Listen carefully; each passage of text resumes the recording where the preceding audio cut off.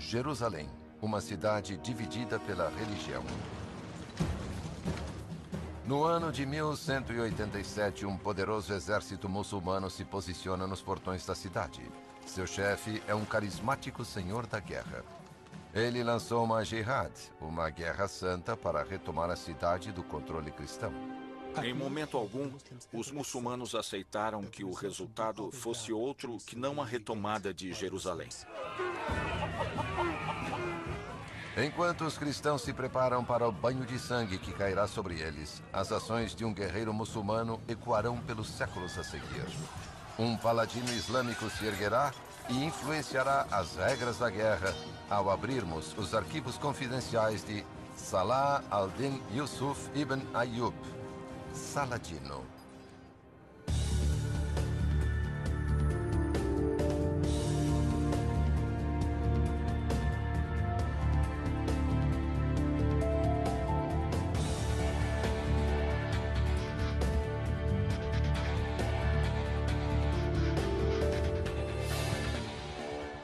Arquivos confidenciais.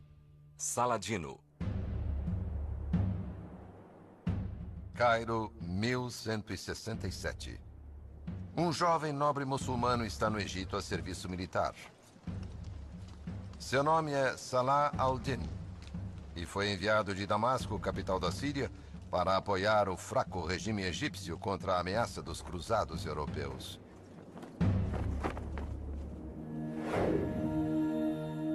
O Dr. Abdel Azam é uma autoridade em Saladino. Os muçulmanos não podiam permitir que o Egito caísse sobre os cruzados de influência cristã. Quem controlasse o Egito teria homens e riqueza para enviar exércitos e mais exércitos para lutar na Síria. Quando o governante do Egito, o vizir, morre, Saladino age rapidamente para tomar o poder. A subida de Saladino ao poder foi meteórica. Eu diria que até o momento em que subitamente se torna vizir do Egito, Saladino era desconhecido. Nas 2 décadas seguintes, Saladino constrói um império com Damasco na Síria como sua capital, estendendo-se de Trípoli, no norte da África, até o Eufrates, no Oriente Médio, onde hoje é o Iraque. Mas ele não conta só com a espada para unificar os povos conquistados.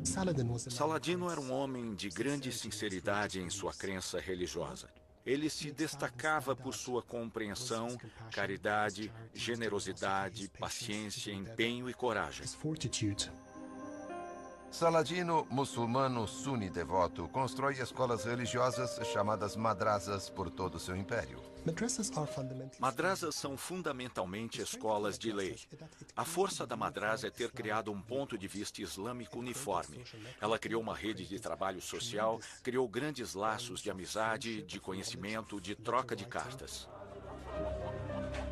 Há também não muçulmanos vivendo pacificamente sob o governo de Saladino, judeus e cristãos nascidos orientais. Mas há convidados indesejáveis também. Os cruzados da Europa ocupam Jerusalém e destacamentos avançados na Terra Santa.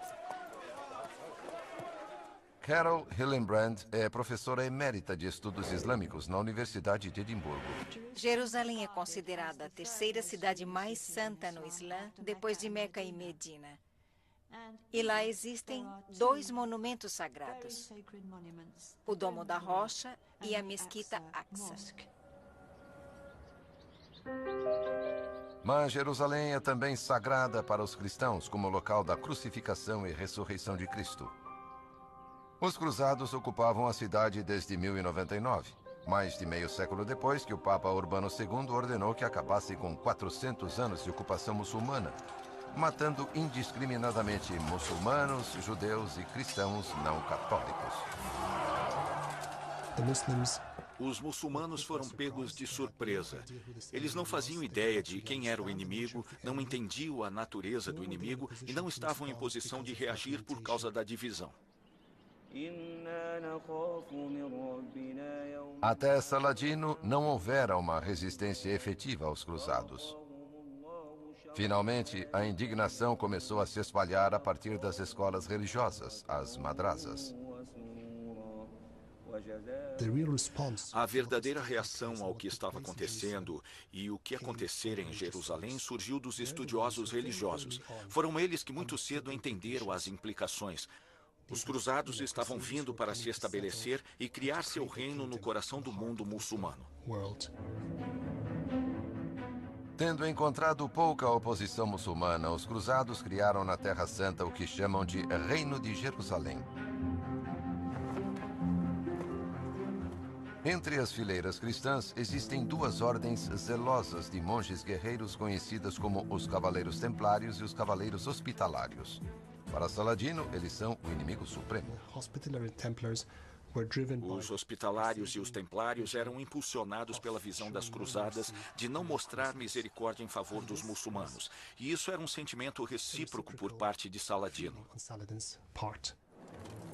Em 1187, Saladino tem apenas um objetivo. Sendo um político astuto e soldado, ele declara uma jihad para a recaptura de Jerusalém. Uma guerra santa que unirá os povos muçulmanos e exércitos de suas terras contra um inimigo comum.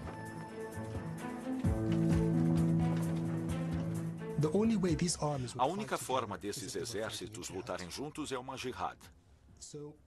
A legitimidade desses exércitos, obedecendo a um só líder, por um propósito, era a Guerra Santa. Saladino marcha de Damasco para Jerusalém à frente de um exército de 30 mil homens. Ele se vangloria de que a poeira levantada esconde o sol.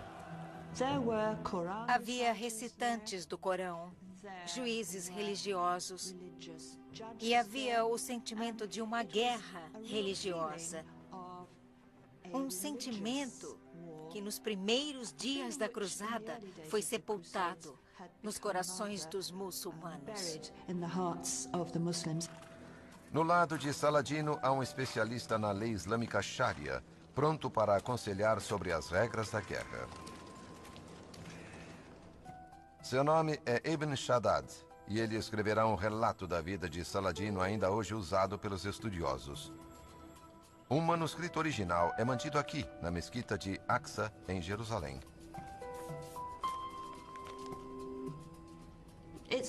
É muito incomum nos escritos medievais islâmicos haver biografias de pessoas famosas.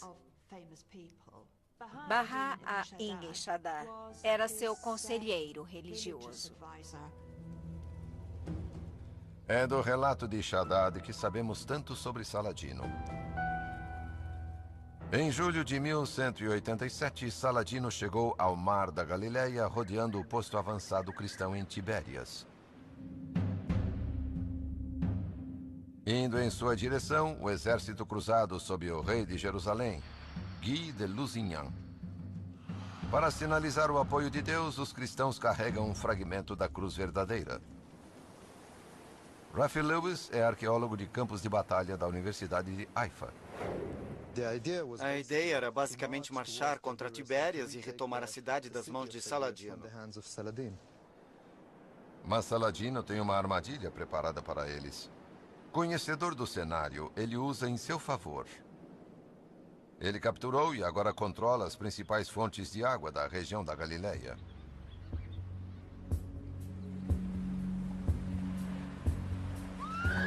Sem água para homens a cavalo e constantemente pressionado pelos arqueiros de Saladino, o exército francônico, enlouquecido pela sede, avança para os remanescentes de uma cratera vulcânica conhecida por Cornos de Hattin.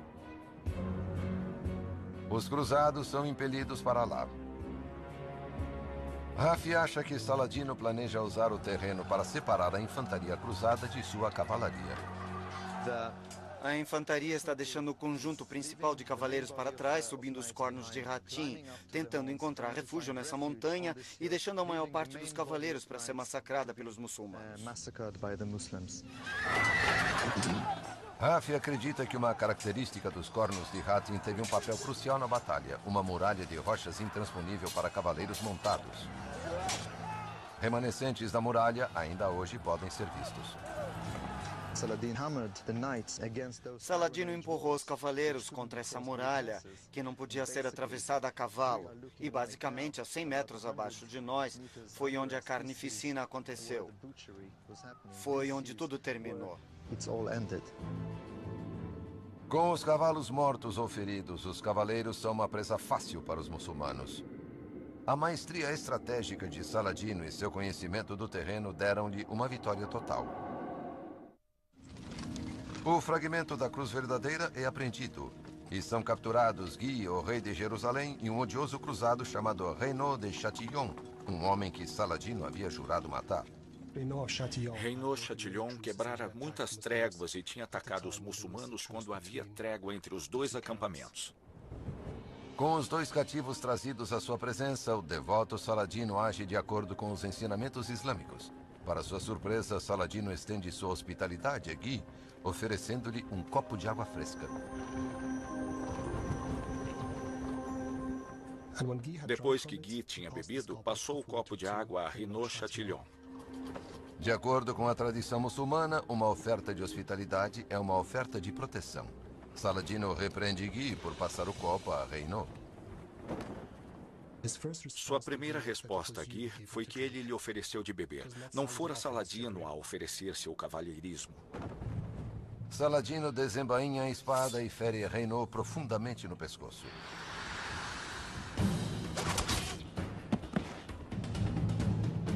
Mas ele mostra misericórdia a um Guy aterrorizado.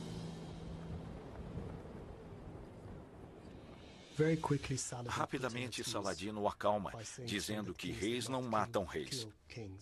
Saladino tratou Guy com as honrarias devidas ao rei que ele era.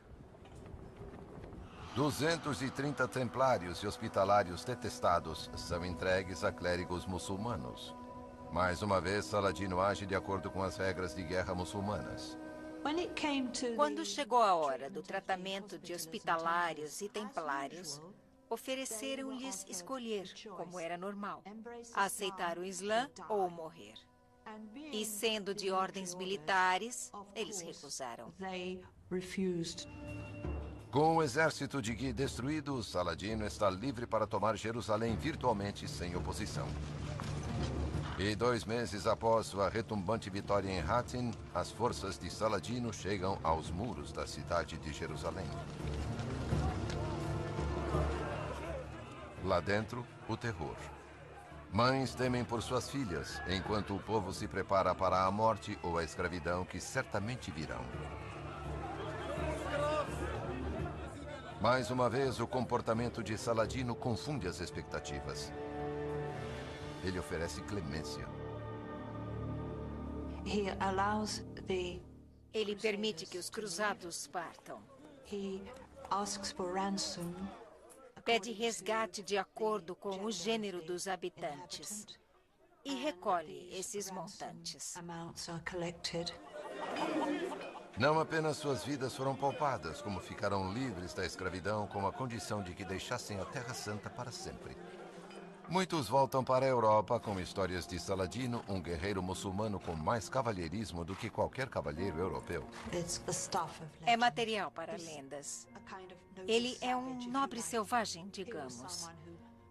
Aqui estava alguém que não era cristão, que era um infiel e que, apesar disso, tinha as virtudes que o cristianismo admirava. Reuven Amitai é um especialista em cavalheirismo da época. Saladino é o herdeiro de séculos de desenvolvimento de uma cultura política e legal no mundo islâmico.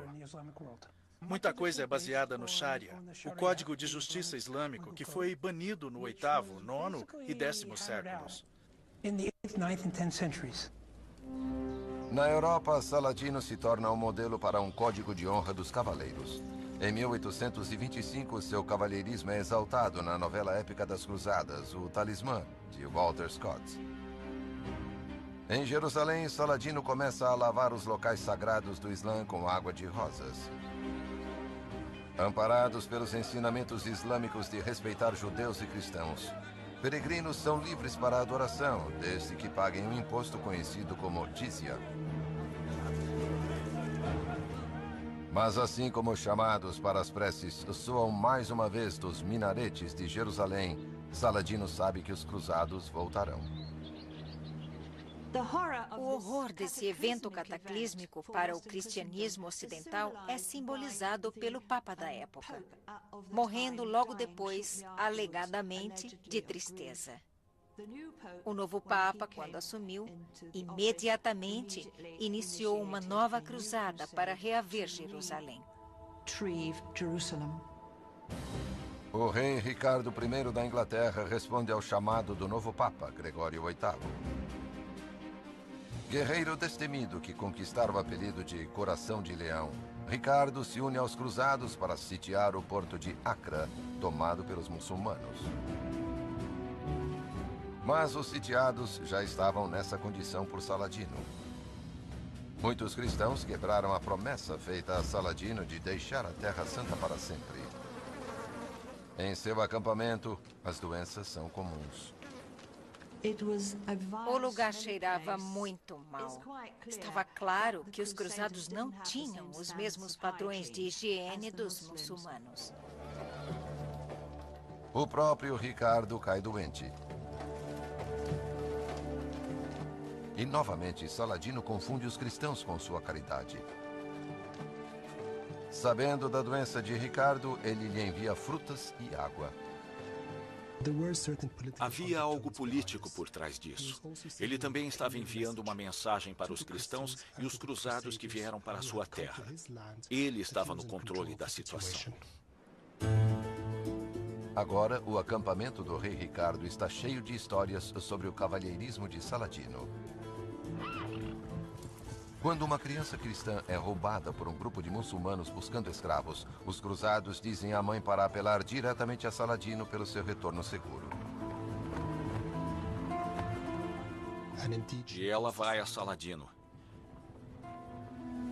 Ele ordena a procura do bebê, que é devolvido à sua mãe.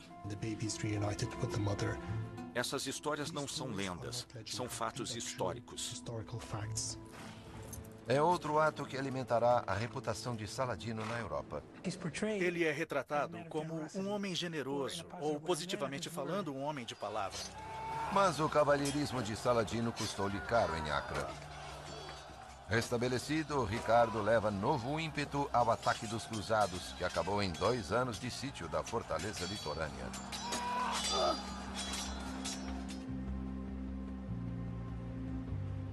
Ele faz 3.000 muçulmanos prisioneiros e oferece a Saladino os termos para a sua libertação, incluindo o pagamento de resgate e o retorno da cruz verdadeira. Talvez acreditando que Ricardo mostrará misericórdia aos seus cativos, Saladino adia as negociações para segurá-lo em Acre. Ricardo percebe que, na verdade, é Saladino que o está mantendo prisioneiro em Acre, por causa de seus 3.000 cativos. O que aconteceu foi muito dramático. Ricardo levou os 3.000 prisioneiros para os campos de Acre e os mandou executar. Apenas 13 dias depois que Ricardo marcha de Acre, as duas forças se chocam em uma batalha na floresta de Arsuf, ao norte de Jaffa. Ricardo está tipicamente no coração da luta.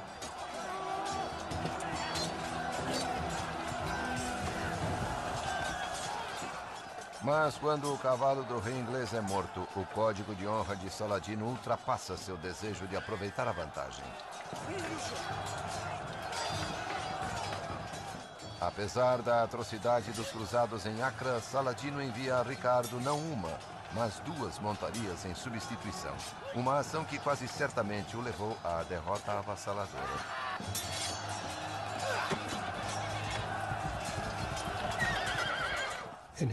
Nas palavras dele, era impróprio para um rei lutar a pé. O fato é que Saladino tinha um código de honra tão firme e nobre no calor da batalha quanto em tempos de paz. O pensamento de Ricardo volta-se para Jerusalém. Saladino sabe que o fim do jogo está se aproximando e novamente decide ganhar tempo. A tática de Saladino mudou após Arsuf. Ele se deu conta de que não poderia derrotar Ricardo no campo de batalha. Embora nunca tenha se encontrado com Ricardo, ele envia seu irmão Al-Adil para negociar com o rei, instruindo para que demorasse o máximo para chegar a algum acordo. Enquanto Al-Adil mantém Ricardo falando, Saladino se prepara para o pior. Saladino recuou para Jerusalém, cidade que ele fortificou, e começou um jogo de espera para ver como Ricardo reagiria. Apesar dos esforços de Al-Adil para detê-lo, a pressão para agir começa a se fazer sentir em Ricardo. Em casa, seu irmão João está ameaçando seu trono. Ricardo então chega ao norte de Jerusalém pronto para atacar. Saladino se prepara para enfrentar seu inimigo. Jerusalém, naquela época, veio a simbolizar tudo o que Saladino defendia. Ele reuniu seus tenentes leais, aqueles que o serviram durante anos, e explicou-lhes de forma coerente e simples que teriam de lutar até a morte. Jerusalém está no campo de visão de Ricardo, mas ele sabe que lhe faltam homens para tomar e manter a cidade. O professor Shimon Gibson, arqueólogo, explica. Ele percebe que não pode capturar Jerusalém. Ele não tem controle sobre a geografia da cidade. Há uma famosa história na qual ele levanta seu escudo e diz: "Não quero olhar para Jerusalém porque não posso tomá-la dos muçulmanos." E então recua. Ricardo se dá conta de que precisa negociar uma trégua com Saladino por meio de Al-Adil.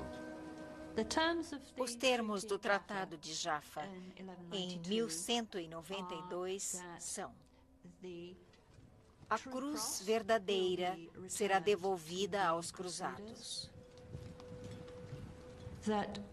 E peregrinos cristãos e muçulmanos poderão visitar Jerusalém para a adoração em seus santuários. Ricardo deixa a Terra Santa, voltando à Inglaterra muitos meses mais tarde, depois de uma jornada muito árdua. Abalado pelo conflito, Saladino se retira para Damasco, onde morre em março de 1193, renunciando ao derramamento de sangue. A conduta sobre Saladino, informada por sua fé islâmica, espalha-se por toda parte.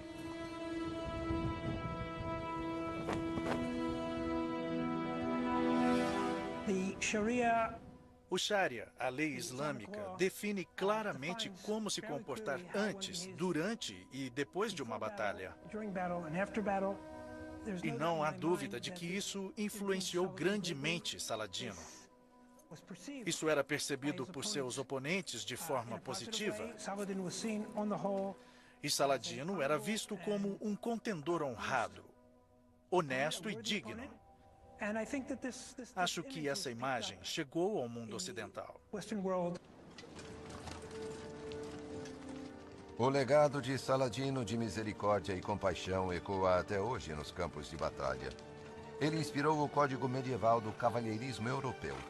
Alguns acham que sua influência em noções internacionais das regras da guerra, tais como a Convenção de Genebra, ainda pode ser sentida. Regras influenciadas não apenas pelo cristianismo, mas por Saladino através do Islã. Versão Marshmallow São Paulo.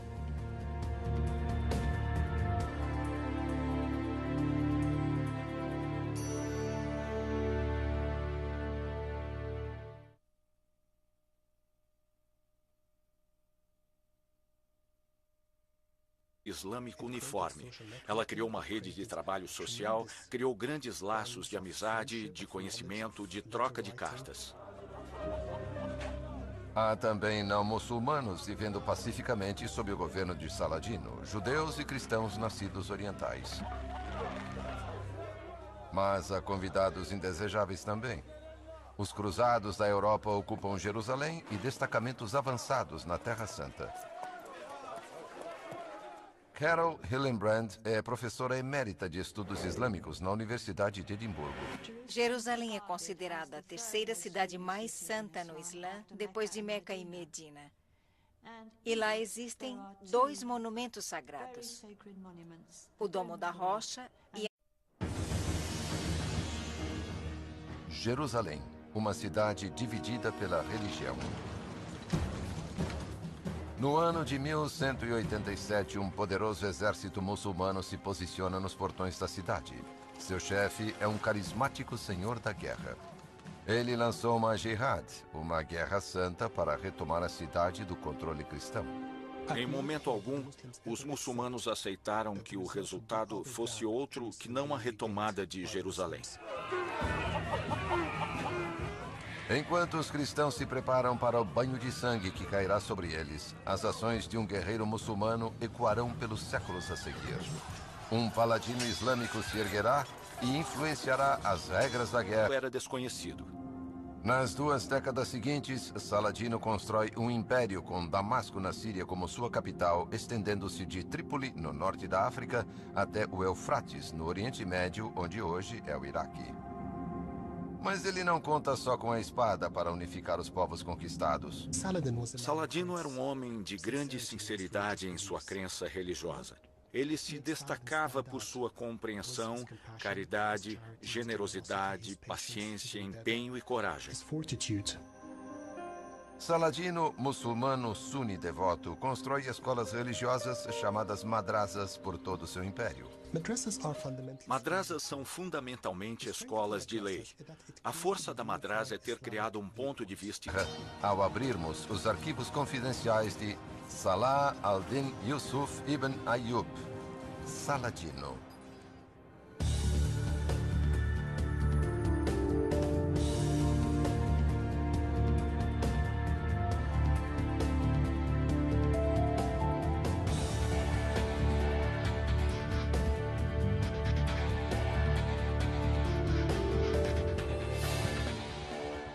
Arquivos confidenciais. Saladino. Cairo, 1167. Um jovem nobre muçulmano está no Egito a serviço militar. Seu nome é Salah al-Din e foi enviado de Damasco, capital da Síria, para apoiar o fraco regime egípcio contra a ameaça dos cruzados europeus.